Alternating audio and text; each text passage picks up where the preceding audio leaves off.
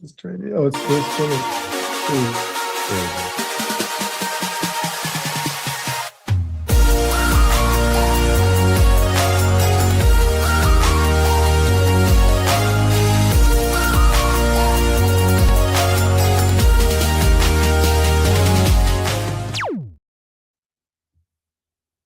All right.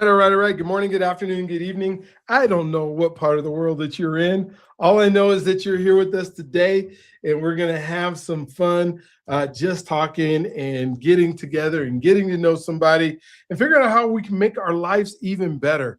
When I created the Living Boldly with Purpose podcast, I created it so people could say, what is it that I've been called to do? Why am I on this planet? And as a result of being on this planet, what are some things that I could do to make my life wonderful, exciting? I can't wait to get up in the morning.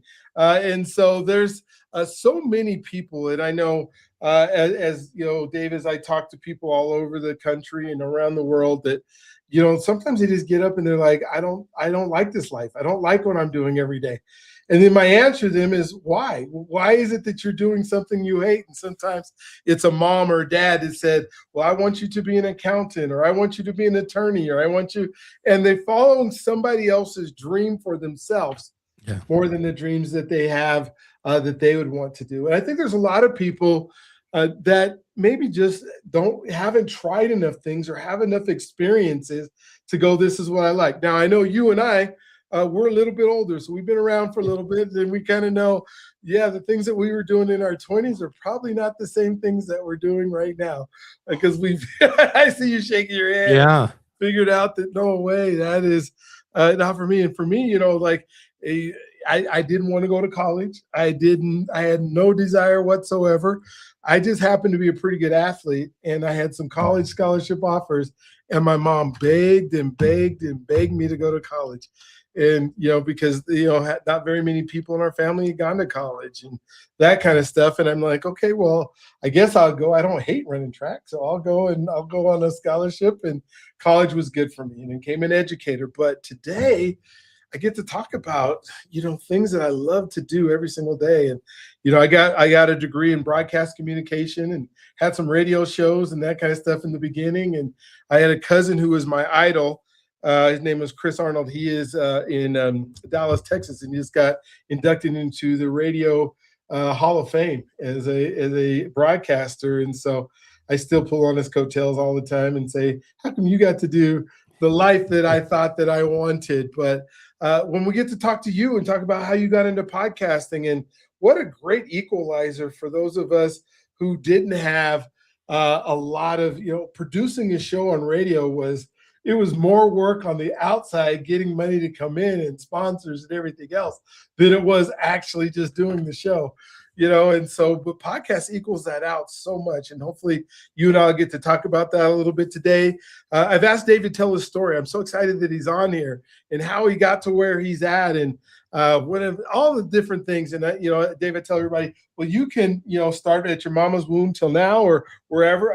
I encourage you not to make up too much of it, because sometimes our parents watch these and then they get after us and say, wait a minute, what? That didn't happen. My mom's notorious for telling me that didn't happen. I'm like, Mom, you're 82 years old. That absolutely happened. I'll just give one story. Like, my mom promised me that she was going to give me a Jeep if I went to college and graduated. When I graduated, that was like the dangling carrot for me to go to college, because I wanted to go to stunt school. I just wanted to be a stuntman. That's what I thought I wanted to be. And so I'm still waiting for my Jeep, Dave. And so my mom's 82 now, and she's very much because I saw her yesterday I went over to the house and set her sprinklers up, and I said, Mom, I'm still waiting for my Jeep. She said, I don't remember saying that. I said, oh, all of a sudden you forgot. Oh, yeah, okay. So can't wait to hear your story. Please, enlighten us with your life and all the wonderful things. Thanks for being on the show today and taking your time out today. I know you're on the East Coast, and it's a little bit later for you than it is for me in Colorado.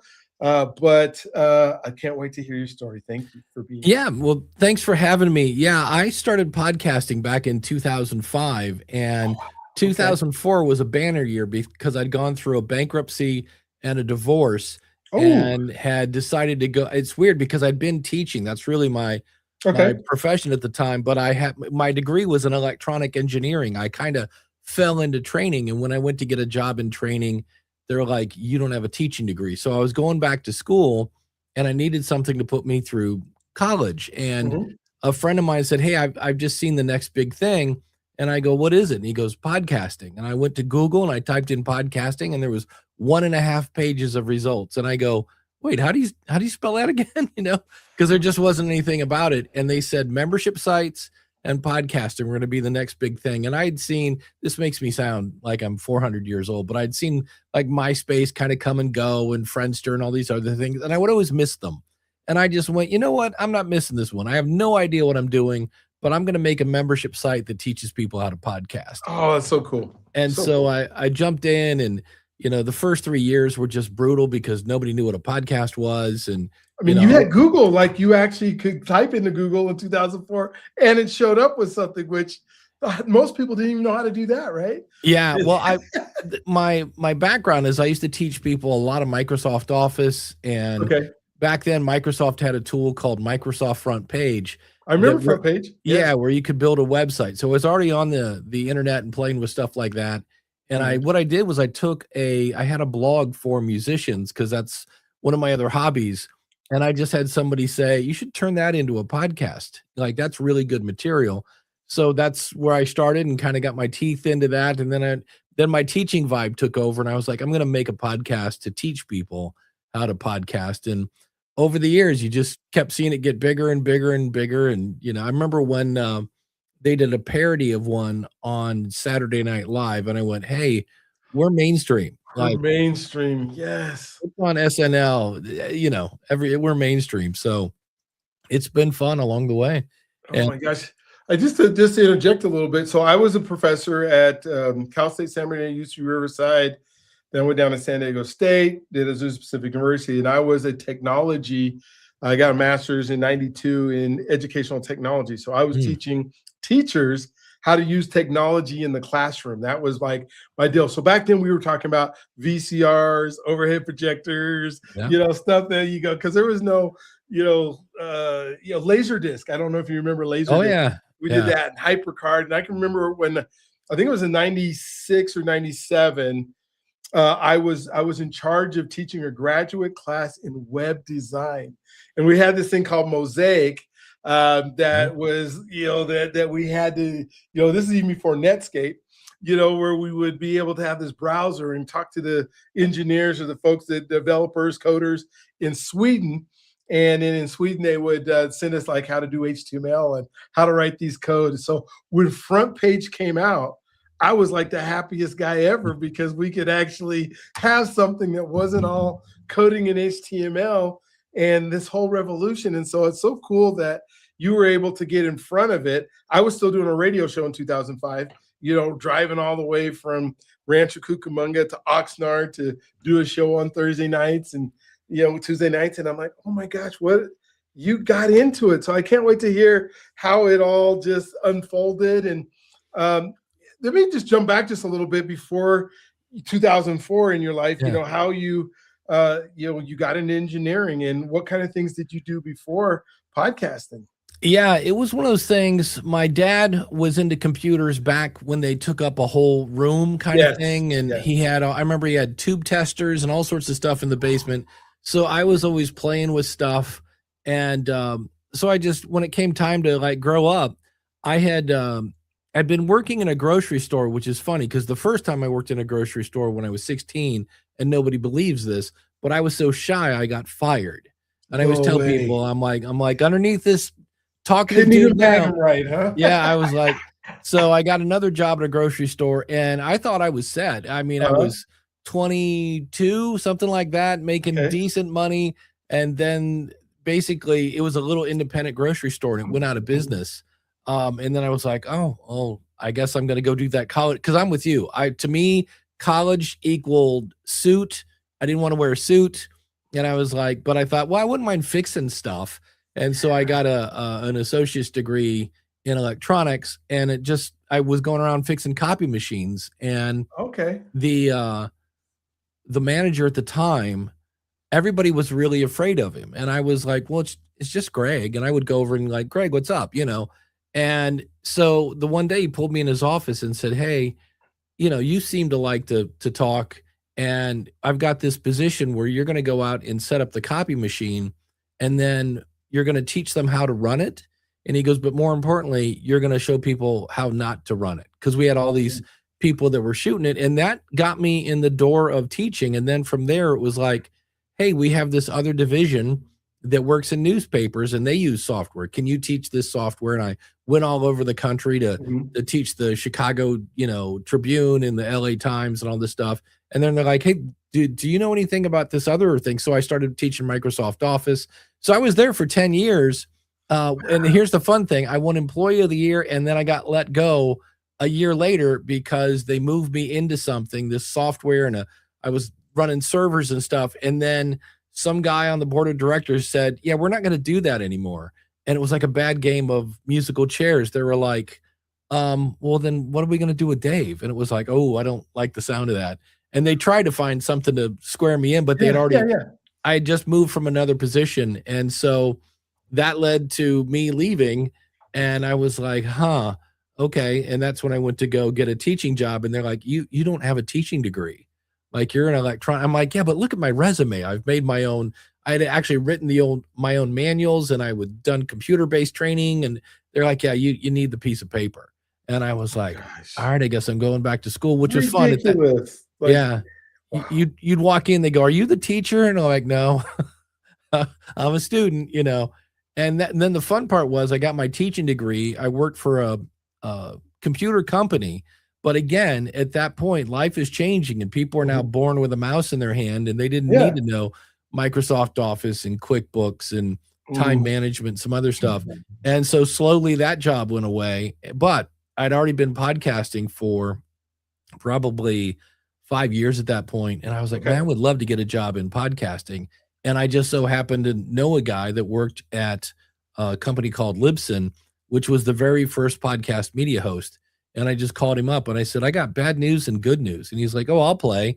He goes, what's the bad news? And I go, I just lost my job. And he goes, oh, what's the good news? And I said, I'm available to work for you. I'm coming to work for you. I love it. And we worked it out. I was at Libsyn for 8 years. And then a couple years ago, it's one of those cases where you keep getting promoted into things. Like you said, why am I doing something I don't want to do? And I was working less and less with customers and more with like the manager or the marketing manager of Campbell's Soup. Like, I was working with like C-level people, and I was like, I kind of like to be down with a worker bee, like down with all the workers.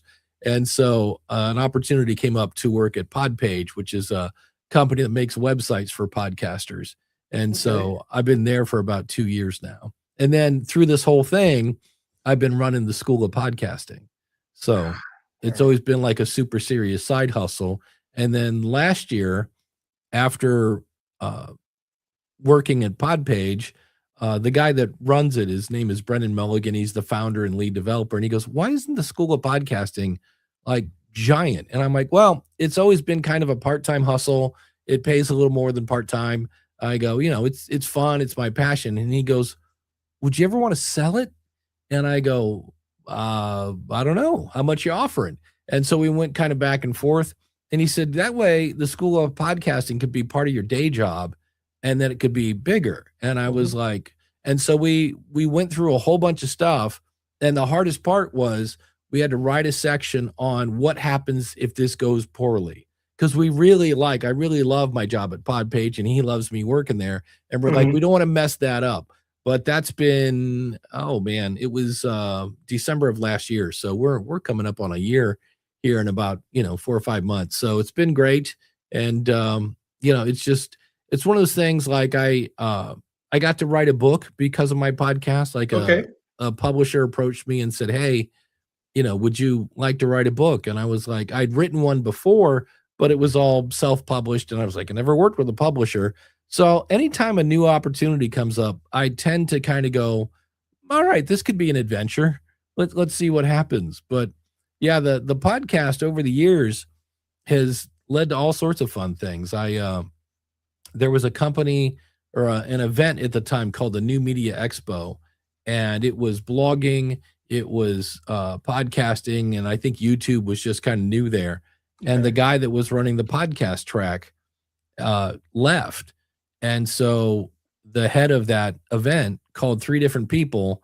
This sounds like humble brag theater, but he called 3 different people and said, who do you think we should get to replace, the guy that left? And they all said, what about Dave Jackson? So it's one of those things, a podcast can almost be like a resume. And if you're talking about, a certain area, wherever you work, that genre, you can kind of get your name out there and be seen as a thought leader. Oh my gosh. I got so much I want to unpack because, I try to teach and I have, clients that I help them get their podcast up and going. So I have lots of questions about podcasts, but before I jump into that, I want to just, talk about your identity a little bit, because there seems like there's so many different shifts as we're trying to become, living boldly. You're loving what you're doing at Podpage, but it sounds like, oh my gosh, I had to go through some iterations of Dave Jackson before I was able to be at Podpage. Yeah, the one that really made me comfortable in my own skin was, I didn't realize it when I was growing up, but we didn't have a whole lot of money. Mm-hmm. And I was really late to the game when it came to growth spurts. And so I was like 5'5" forever. And all of a sudden, I think it was between 8th and 9th grade. I just remember I was still in junior high and I grew 3 inches in like a month. I just shot right up. And the bad news was we had already bought my school clothes. And so there was no money in the bank for new school clothes. And my mom was great with a sewing machine. So what she did is she sewed like 1.5 inches of cloth at the bottom of my jeans. But the bad news was it didn't match the color of the jeans. And so like, I remember, I had these super light blue jeans and then dark blue on the bottom. And so it was just this flashing light of like, look at this kid's, he's got weird jeans. And then I had to explain like, hey, we didn't have money for more clothes. And that's when I learned, you either like me for who I am or don't like me. I don't care, because I had no control over that. So that it kind of gave me a thing. You learn who your true friends are. Yeah. And so that just kind of put me in a path of, all right, I'm just going to do this. And then the other one is, I mentioned I worked at a grocery store. Mm-hmm. And what was interesting about that is my grandfather was a Wonder Bread salesman. So he knew all the shows. So he finds out I got a job in a grocery store. And again, it's this little independent one. And he knew the owner. Mm-hmm. Like they were good friends. And here I am, all a 15 or whatever. And he's like, oh, I hope my grandson doesn't embarrass me because I know this guy. And he pulled me into the garage and he's like, look, I heard you got a job and I know the guy and blah, blah, blah. And I go, yeah. And he goes, well, here's the deal. He goes, you're a Jackson. And when you go home tired. He goes, that's why it's called work. And he goes, it's not play, it's work. And just kind of just explain like, this is what you do. And you give them your best and blah, blah, blah. And so that's another thing that kind of always resonated with me. And so even before I had the grocery job, I was a paper boy. And I was always like, the guy before me, if it was raining outside, would just throw your paper on the porch. And I'm like, well, no, I can just take like 5 more steps and stick it in the door and keep it dry. Yeah. And consequently, people were tipping me left and right because I was just doing the little things. So I found out that the little things often are really not that hard to do and set you apart. Yeah. And I remember the paper route and, I'm here, you're just knowing everything and trying to figure out like, but I feel like the Denver Post just had this racket because they were charging me for rubber bands and charging me for bags to put them in. And I'm like trying to figure out a way not to pay for the bags. And then I had to collect, so I had to, and I don't know if you had to do that too. Yes, I did. There's no papers anymore, but I can remember like going up to homes that, because obviously, everybody's on your paper route, right? And then you would see them like shut the curtains because they didn't want to knock on their door. I remember I had a guy that would always, I just in my head, I called him, can you come back next week, guy? Because every week he'd be like, oh, can you catch me next week? Can you catch me? So he'd go like 2 months without paying for his paper. And then finally be like, hey, you owe me $18. And he'd get all mad, like, well, why'd you let it get up so high? I'm like, well, you're the one that's not paying it. So, and at the time I'm walking around making change for people. They just should have put a giant, sign on my back, rob me because I've got money, but, Oh gosh. yeah, I don't miss that. And I don't miss delivering papers in the snow. That was Oh my no gosh. fun. And pulling the sled around and the That's bicycle's not it. working. Yeah. And I and I just remember like how hard it was, because you had to pay the newspaper, first because they delivered all the papers, and then Yeah. you're trying to collect all that extra money to go into your pocket, and Yeah. people hiding from you, and you're like, I'm 12 years old. That's it. Or 13 or whatever it was. I'm not supposed to know how to do this. Yeah. But what great lessons for our lives, that then converted to, like you said, the identity of hardworking, the identity of, hey, I'm willing to go out there and do stuff. I know you said in the grocery store you got fired because you didn't talk. Yeah. And then now you talk for a living. How'd that happen? Well, when I got fired, I got that job through a program at my high school, Mhm. and it was supposed to be teaching us about business. And really, all it was you're getting a job at a grocery store. But Mhm. the teacher said, "Hey, I heard you got fired, and you're having a problem talking with customers and stuff." And he said, "You should be like your friend Scott." Well, my friend Scott was monkey hour 24/7, Mr. Outgoing. I'm like, dude, that's just not gonna happen. And he said, all right, I got some advice. I'm like, what? He goes, act the way you want to be, and someday you will be the way you act, which now today we call it fake it till you make it. Yeah. But I was like, all right, I'll try to act like I'm outgoing. And then I think it was the next year there was a speech class. And I remember I got up on the first one and I cracked a joke or something, and people started laughing. And I was like, oh, wait a minute. I can make people laugh. All right, this is more fun. And so just slowly I came out of my shell. Now there's still times. I just went to a thing in Akron, Ohio. There was this whole big thing with the mayor, and I do a show about Akron, Ohio. So everybody in this theater should listen to my podcast. I got a pocket full of business cards, and I cannot get myself to just walk up to people and hand them a business card and go, hey, if you listen to podcast, I knew it. And my brain's like, all right, here we go. Here comes somebody, hand him so. And I was like, dang it, that shy kid is still hiding in here sometimes. Yeah. But on the other hand, the first time I did that, I passed out 0. And the time I did this time, I think I got up to like 25. And I was like, all right, you're getting there. You still had plenty of opportunities that I blew, but I'm like, all right, we're getting there. Well, you have one of these voices that's like really methodic or melodic. I don't know what the word is, but it's like a voice that is good for speaking and talking and getting people engaged and involved. And as you do that in your identity, you get better at it. Because one of the things that and you can tell me if this is something you've taught as well, is I'm teaching people to do podcasts because they want to.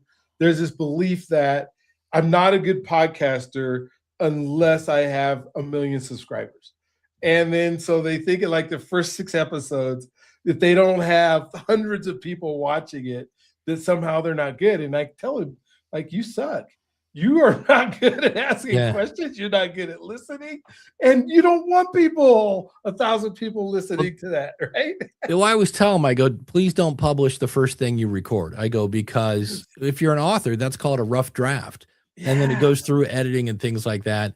And then I'll have somebody goes, well, I only have 120, downloads per episode. And I go, well, if you went back to where I used to do teaching, I go, that was a hallway of 6 classrooms with 20 people in each. And I go, so I know it says 120. I go, think of it like people. And I go, and when you get up to 300 and 500, I go, that's a small theater. When you get up to 1,000, that's a big theater, and the other thing is there's no spam in podcasting. Like I get, we all open up every day and there's 30 emails that we don't want. If I don't want your podcast, I just swipe left and click delete, and there's nothing you can do to stop me from doing that. So the people that are consuming your content want it. And so that's the beauty of it. And then from an entrepreneur standpoint, I always say, record that first episode and time everything.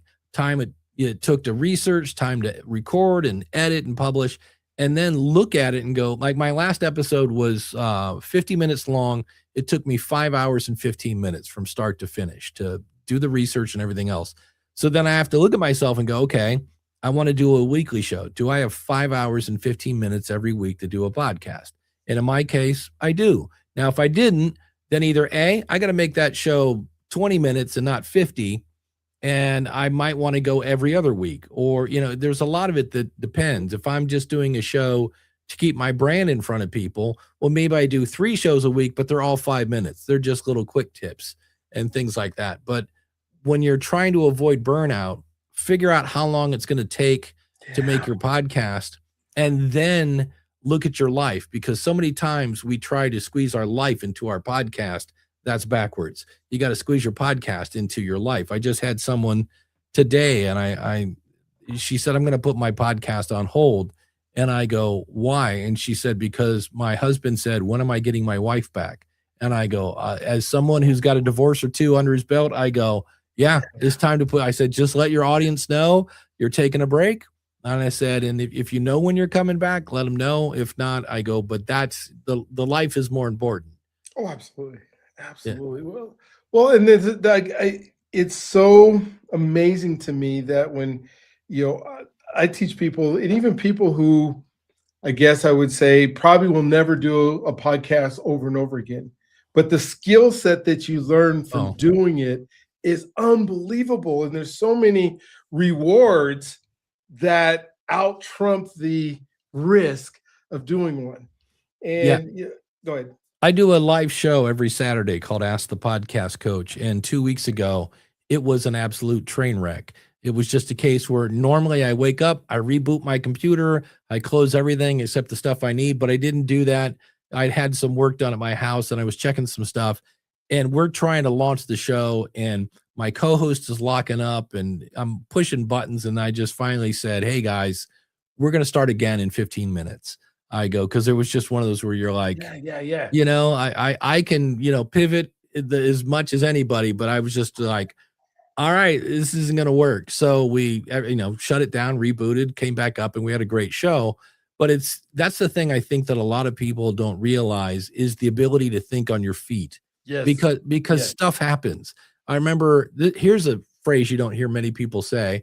I was at my ex-wife's wedding. She was getting remarried, and I got to go. And long story short, she gets married.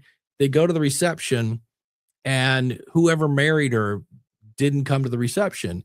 And she knows I do public speaking and that. She's like, Jackson, you go to church, like get up there and do us a prayer for the food. And I was like, all right, I can do that.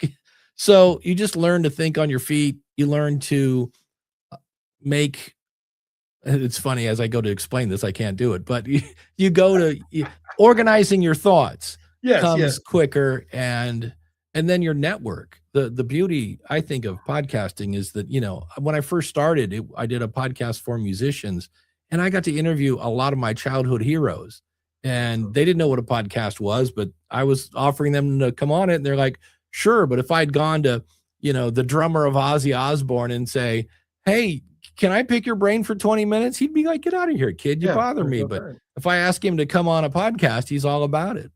Yeah. Well, so many things that are wonderful about it. And you've been doing it for 20 years and still things go wrong. And folks think like, it's like, no, this is the deal. This is how it works. This is, there's stations on TV that sometimes blank out. I mean, it's with all the redundancy and everything else that's there. What would be your thing? Like if you were to say the biggest advantage or the biggest lessons that podcasting has been able to give you over the last 20 years, what would some of those be? I think just getting out of your comfort zone. Because even now with AI, I remember when it first came out, I was like, ooh, this is spooky. This could potentially replace me. And then I remember, and again, this makes me sound so old, but I used to teach people how to send email, because back then mail was a piece of paper and somebody handed it to you. And I remember when, I would pair up people and the guy sent it and he's like, dude, how did that happen? Like I hit send and it's already in his inbox. And everybody like, yeah. And he was just freaked out. And I was like, you know what? I'm kind of freaking out like the email guy, 30 years ago. And so I was like, let's get a hand on ChatGPT and keep going. So I think that's part of it, is just keeping up with, because if whatever your industry, it's usually typically changing. So you keep up with that. You get to network with people in your industry, and I've been asked to speak in different places. I got to go to Australia once. That was cool.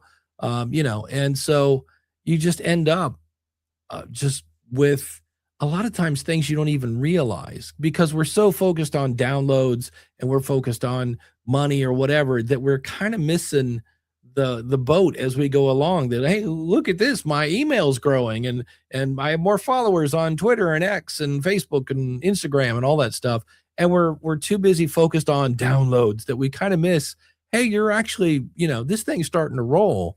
And the beauty of it is, after a couple of years, your audience starts to tell their friends, and it starts to move on its own. It's those first couple of years that are just brutal when you're trying to get going. But that's where I always tell you have to have a lot of passion when you first start, because, like you said, that first episode isn't going to be very good. So you gotta work on that a bit and be able to, accept some constructive feedback on occasion.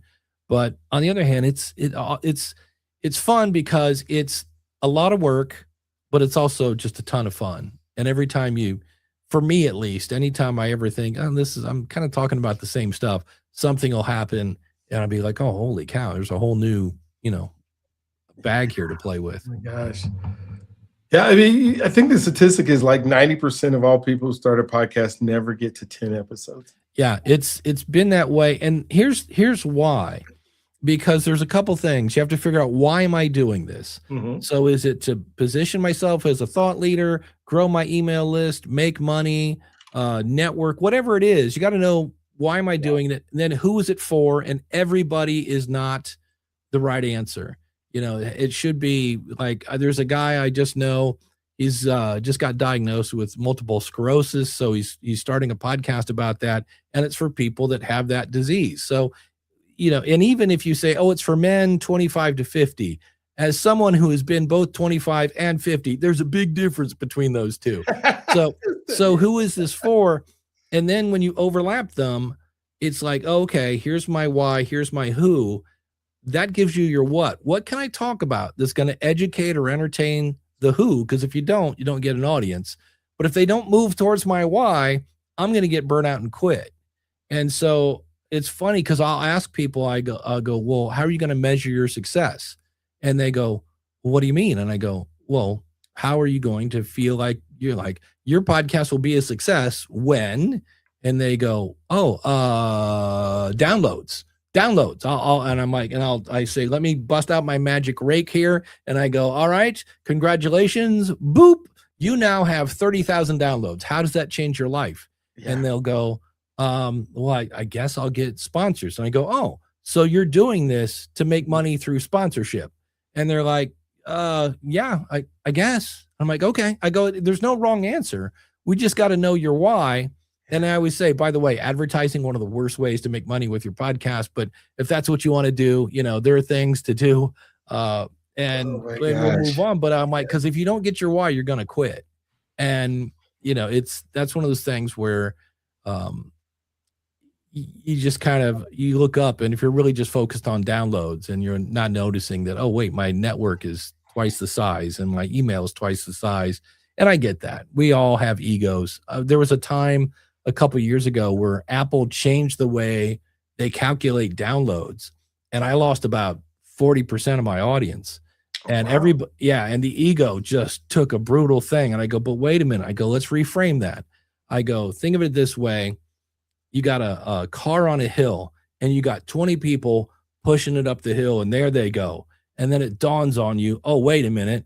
We counted them using their legs.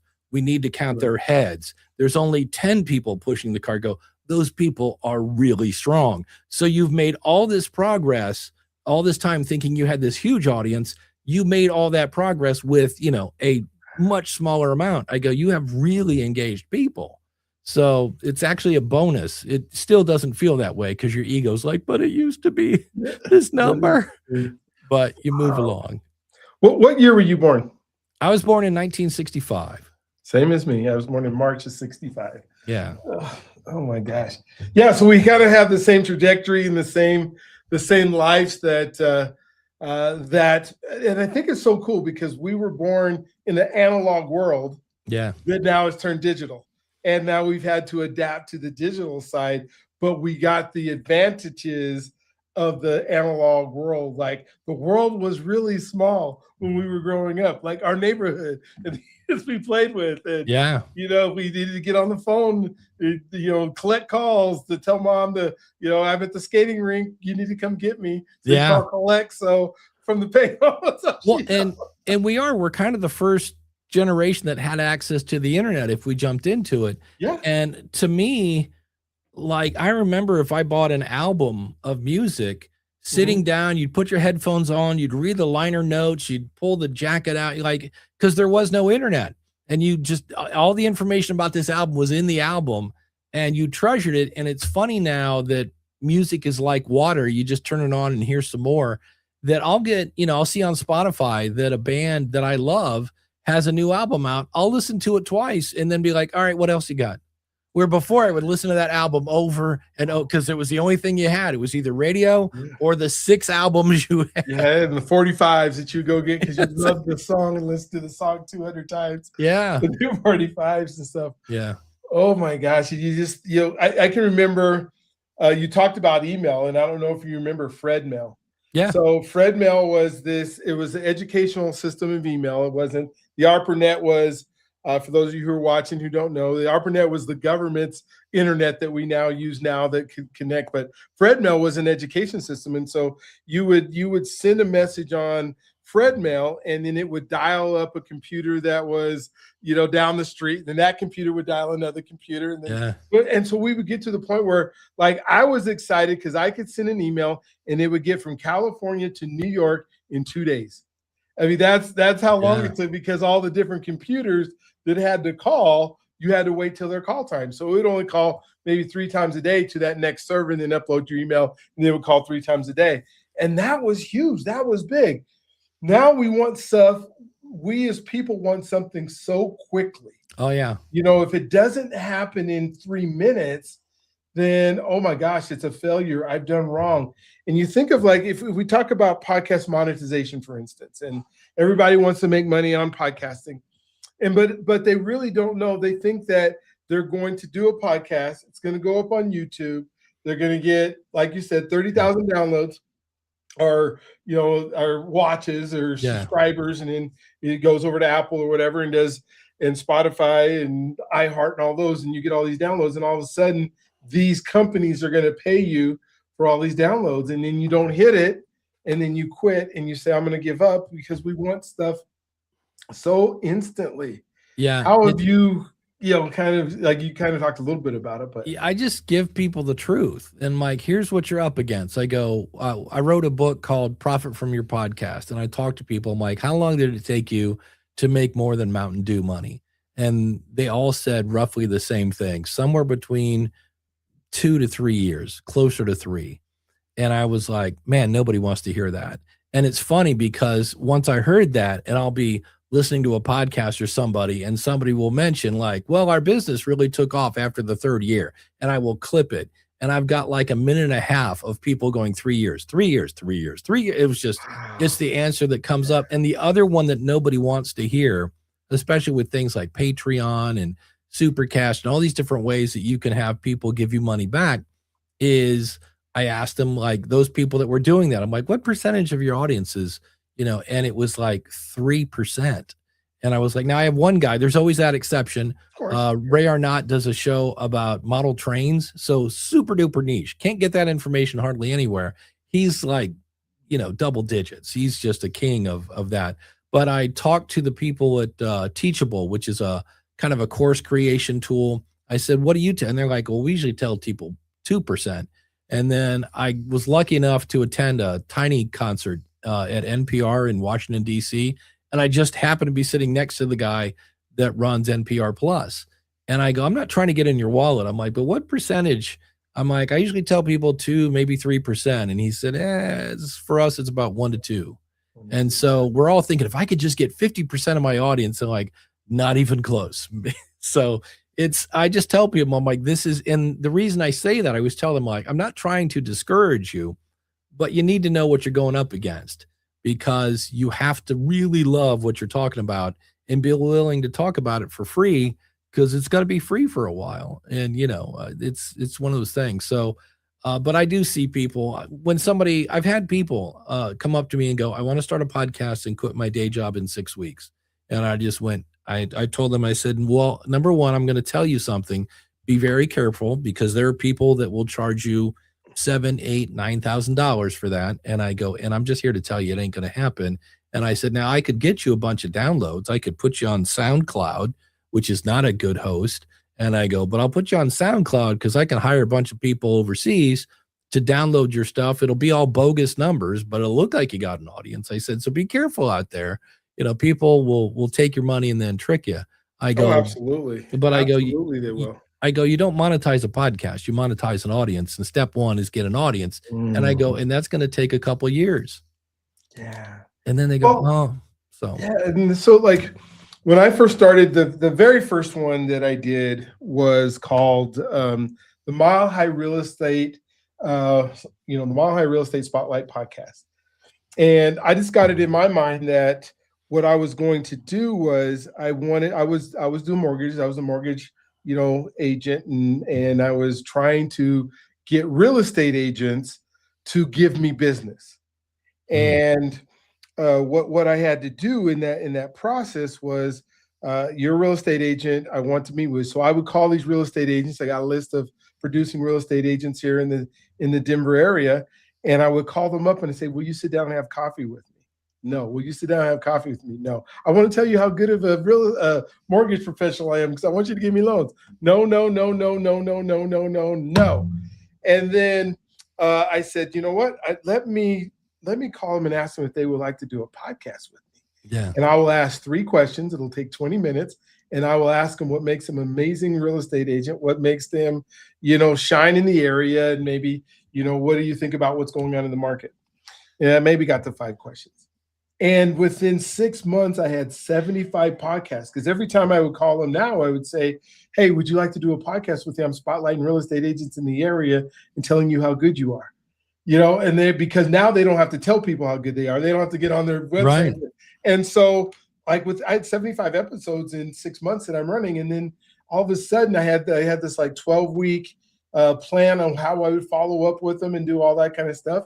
And then all of a sudden now I have, these folks are giving me their business. Yeah. Now people will say, well, you didn't monetize your podcast because you hardly have any subscribers. And I was like, I don't care how many subscribers I have. I don't care if I have 3, because they're getting on my podcast so that I can send in the clips. And then when I send in the clips, then they put it on their social media, and now they're the big person in town. And so they got a loan because somebody saw their clip on their social media, not on my podcast. No, who's going to watch my podcast? And they go, well, then, so I said, well, let's see, I did, this month I did 5 loans, and those 5 loans paid me $3,000 each. And so, I made $15,000 this month. Did I monetize my podcast? Yeah, I always tell people, I go, the number one way to make money with your podcast is selling your own product or services, whatever it is. I said, because when you deliver whatever it is, weekly, bi-weekly, whatever it is, whatever your schedule is, when you come out consistently, you're seen as reliable. And then anytime you can make a point with a personal story. So I remember when Muhammad Ali died, he was a huge influence on me growing up. He was my champ, and he had died, and I had gone on and read books, and I'm like, oh, this guy just wasn't just a great boxer, he was a great human being. And I said, hey, I'm really bummed today because Muhammad Ali died, and he was one of my heroes. I said, but there are still things we can learn about podcasting from Muhammad Ali. Number 1, super talented. Number 2, always promoting. Number 3, really unique. And I went down through this whole list, and my audience, people emailed me. They're like, hey, he was my blog too. So they get to know you when you can. I'm still talking podcasting, but I'm telling it through a personal story. And then when the information they give you or you give them works, they're like, oh, this guy knows what he's talking about. Hey, she's really good. So there's the whole know, like, and trust factor. So that when you go, oh, by the way, I got a book, I got a course, I got consulting, whatever it is, it's not shooting fish in a barrel. But especially for real estate, I've helped people launch hyper local shows. And they're like, wait, I don't want to do a show about real estate. I go, well, you could. I go, but that's probably going to attract other real estate people. I go, you want to attract home buyers. And so I talked to him and I said, let's do a hyper local show about your city. I said, because my guess is nobody's talking about it, right? You have a little local paper that went out of business. And they're like, yeah. And we can set up an RSS reader to pull in all this information coming in. You read a couple stories and we'll get to the next story right after this. And that sponsor is, you guessed it, you. Hey, are you looking to buy a house in this area? Guess what? I'm the person you can talk to, Yes, blah, blah, blah. And I go, you're building that relationship. I said, the people, like if you sell in this area, what would these people in that area listen to? Great. Make that podcast. And then you're the sponsor and it works. Yeah. So many different ways that you get folks involved in the process of what you're doing. And when we can get away from how many downloads that you have or how many subscribers that you have, because like you said, it's the audience that is that niche that's going to watch it, that's going to end up being your clients or your customers or the folks that are taking advantage of the things that you're saying. And then you think about the guests that you bring on. Right. For me, I'm a networking, like I can't wait. I have a community called Becoming the Person Universe, right? Because I want people that I get to network with. And so I have tons of podcasts because those to me are all people that are now part of my network that now give me life and know, like, and trust me. And I spent time being present in the moment with those people. How do you teach folks that? Because they're so gung-ho on some of the technical sides of it, like my equipment. Like for days, you can't get somebody to start a podcast because they're worried about their equipment, right? I always say, because they'll obsess over it. And I go, have you ever heard somebody say, hey, Dave, what? You got to listen to this podcast. Really? Yeah, it's like butter for your ears. I go, nobody says that. They talk about the content. And I go, and a lot of times when people swap out microphones or I'm like, my fun word for this is casturbation. I go, you're doing a lot of activity, but you're not really moving the needle anywhere. And that's because, and I do not understand this at all. I am a big proponent of ask your audience. And they'll be like, my show's not growing. I've been doing it for 9 months. I go, well, what did the survey say? And they go, what do you mean? I go, did you do an audience survey? And they go, no. And I go, it's like, in my case, it's built into Podpage. Just send out a survey. And they're like, oh. And I'm like, well, what if they don't like it? I go, your podcast, it's a recipe. I go, it's not a statue. And I go, I remember once I went into a restaurant and we loved their bread. It was fresh baked bread. And they brought us, we're like, oh, there's the bread. And we dove into it and we're like, ugh, what did they do with the bread? And so we call the waiter over. We're like, hey, like, this does not taste like you guys. Grabs a piece. He's like, oh man, there's no salt in this. Hold on. Grabs the bread, takes it away, comes back with another loaf. Right. I'm like, oh, that's all you do. You're like, hey, tell me what I'm doing right so I can do more of that. But if I forgot to put salt in the podcast, I'll go back and put some salt in it. And there are some things you can do that are kind of silly. I remember the first time I did that, I did it at the end of the show and I was asking people, do you think the show was too long? Well, if it was too long, they already left. Exactly. It was the wrong people to ask because everybody thinks the show's, So there are things you can do. There's a great book called The Audience is Listening by Tom Webster. Okay. That is all about surveys and how to, get them going. But that's something that I don't know why. And I think part of it is we work so hard on it and we just think we're going to be like, here, tell us what you think. And we're just going to smash it. And I'm like, because I do reviews for people. I'll be like, well, this was really good, but you spent, 15 minutes at the beginning talking about your cat. Let's move that towards the end, and off the page. So, so get some feedback. And I had a guy on my show. He does a show called the Darknet Diaries. And I said, I looked it up and then he kind of casually mentioned it. He was getting like 300,000 downloads an episode. And I was like, dude, that is amazing. I go, how did you do that? And he said, well, before I launched, he goes, I got a bunch of people that I felt would tell me the truth. And I said, here, listen to this episode. And then I just asked him a couple of questions. One was, did you listen to the whole thing? And then if not, how far did you get and why did you stop? And then number 3 was, on a scale from 1 to 10, how likely are you to share this with a friend? And he said, and if I got 7 or below, I go back to the drawing board. He goes, because I wanted to be confident that the audience was like, it was resonating with people. And I was like, okay, so I'm writing it down, I'm like, okay, what else did you do? And he goes, that's it. And I'm like, really? He goes, but I also make sure to always ask them to share it with a friend, because 70% of podcasts are discovered via word of mouth. Mm-hmm. And I said, okay, but what does that sound like? And he said, well, I say it slowly, concisely, and directly. And he's like, and he just kind of went through, hey, it's the 29-minute mark and you're still here. So obviously you like this episode. Otherwise you wouldn't be here. Could you do me a huge favor? It would mean the world to me if you just go to your phone right now. There's that little share button in the upper right-hand corner, probably. If you could just share this with one person that needs to hear this, boy, that would just mean the world to me. And I was like, okay, great. And I write that down and I go, what else do you do? And he goes, that's it. Now he'd been doing it for, 7-8 years, but then I started listening to people, and we all get really weird when we have to promote our own stuff.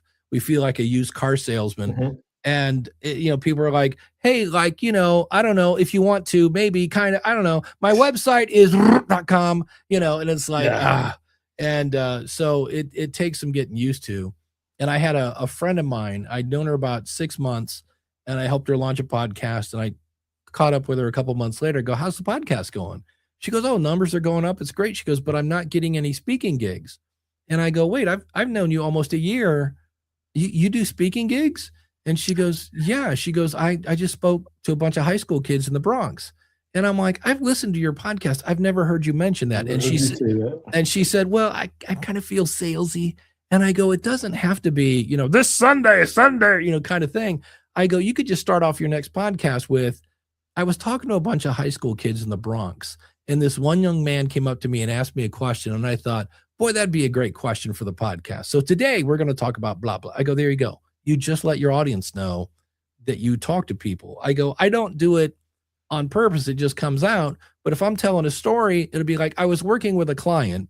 I go, that lets your audience know you do coaching, or I remember when I was writing my book, there are things you can say that you just drop them in there that people go, oh, wait, you have a book, but my favorite, again, Physician Heal Thyself. I was doing a show with my co-host and I said, oh man, I totally did that when I wrote my book. And he said, you have a book? And I go, yeah. I go, it's been out. Yeah. I'm like, dude, it's been out for about 3 months. And he goes, dude, you've never mentioned it on this show. And I was like, oh man, I go, this is what I coach. And I go, but we all get, kind of weird when we start self-promoting. So what I said to her is I said, so you feel like a used salesman? And she goes, yeah. And I go, and that guy's selling a bucket of bolts. And she goes, absolutely. And I go, and so you're saying your podcast is a bucket of bolts? And she goes, no, I worked probably 10 hours on that. And I go, and it helps people? And she goes, yeah. And I go, so why are you stopping yourself from helping people? And she just looked at me and she said, okay, you're good. I get it. Got it. Okay. So it's just, it takes a little practice. Oh my gosh.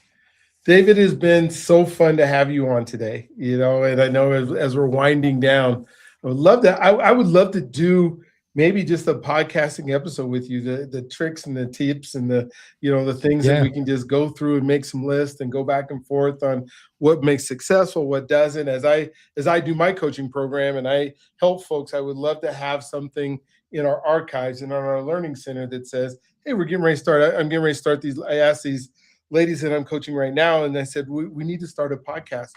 What I realized that I needed to do first, and I'm going to talk to them about it tonight, is I need you just to get in the internet and let's do a post every day for the next 30 days.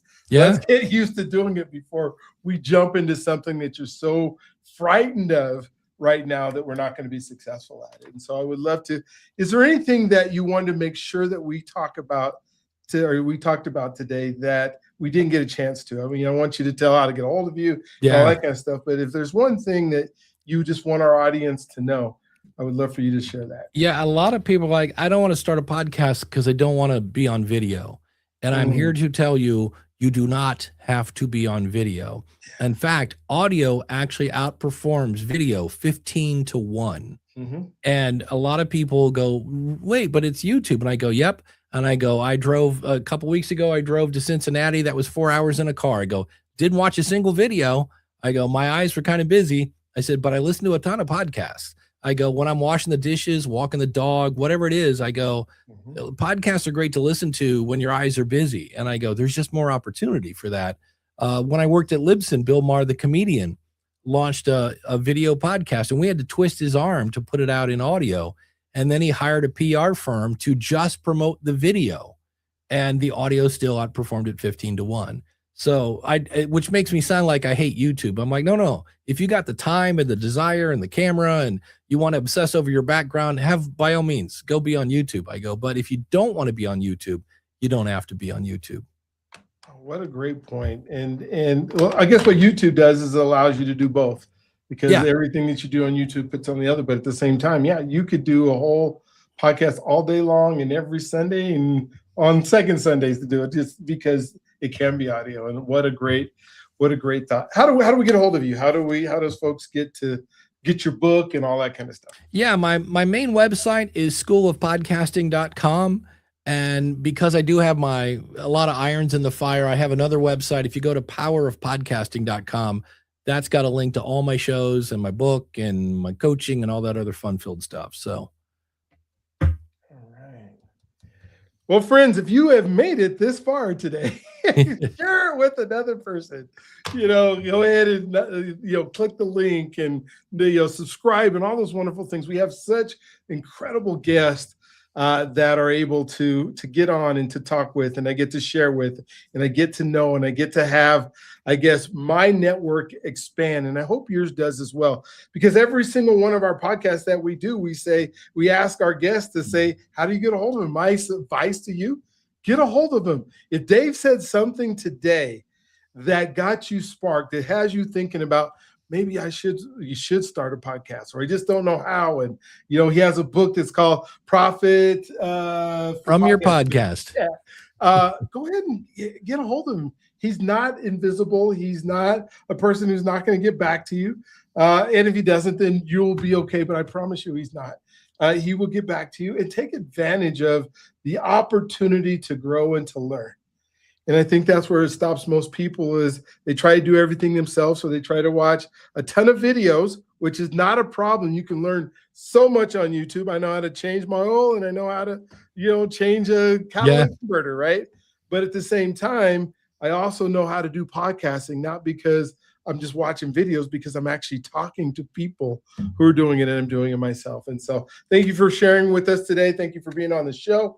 Give us one final just quick tidbit of what we should look forward to in Dave Jackson's life coming up here in the next, I don't know, month, 2 months, 6 months, a year. June 3rd, I'm doing a live course called Podcasting in 6 Weeks, where we're going to meet every week for 6 weeks and just go from planning to picking your gear. That's at schoolofpodcasting.com/6 weeks. And next week at the School of Podcasting, I know here in the States, we just had the Late Show get canceled, and I'm going to do an episode about why it got canceled, and it has nothing to do with politics, because everybody's blaming politicians. And I'm like, nope, there's some things going on in late night that we might want to look at, and when it comes to content. So that's one that I call playing in traffic. It's like, hey, let's talk about, if there's a big news story, let's make an episode about it and somehow tie it into podcasting. So that's what's coming up next week. I love it. Again, the site is the School of Podcasting. Make sure you get a hold of Dave Jackson. It was phenomenal, fun to be with you. I can't wait for us to talk again. Yeah. Anything that I can do to help you, I would love to do it. Hey, guys, don't forget your God's greatest gift. He loves you if you allow him to. You were born for greatness, and that greatness needs to ooze out. And if that greatness can be through a podcast, let us help you do it. Let us help you put it together where you're not trying to figure out all yourself. I also believe you're an answer to somebody else's prayer. Somebody's praying that your greatness oozes out on them so they can get stuff done. So you guys have an amazing, awesome, just incredible rest of your day today. We'll look forward to talking to you on the next one, and we will see you at the top.